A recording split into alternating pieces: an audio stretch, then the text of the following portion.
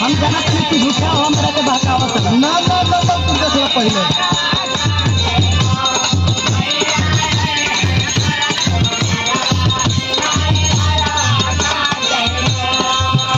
हम जाना तनी देवर बबुआ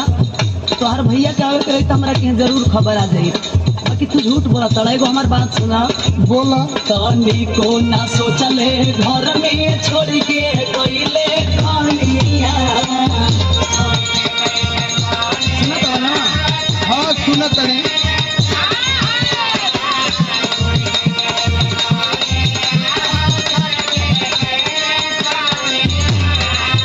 माटी में मिलाई दिहले सोना यस जवानिया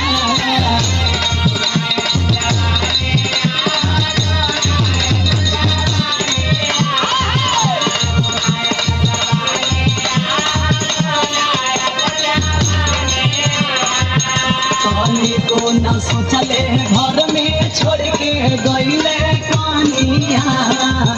माटी में मिलाई दिहले सोना बस जवानिया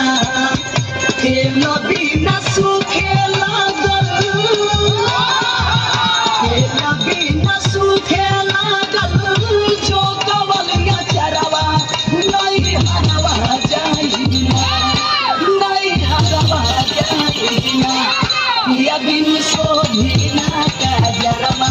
नहीं हरवा जाइया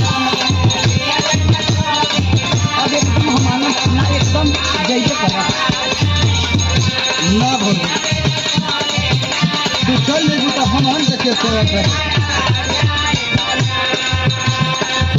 सुना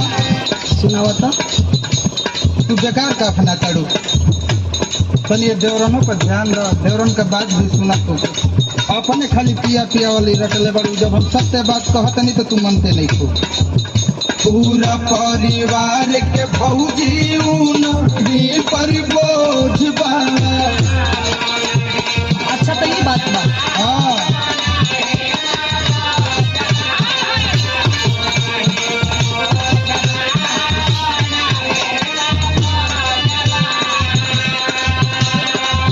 देखते बालू घर के खर्चा 2000 हम रोज बा हम का करी देवर बबुआ हमारे ऐसे ही उम्र बीत जाई नहीं और हम ना पूरा परिवार के भौजी उनकी पर बोझ बा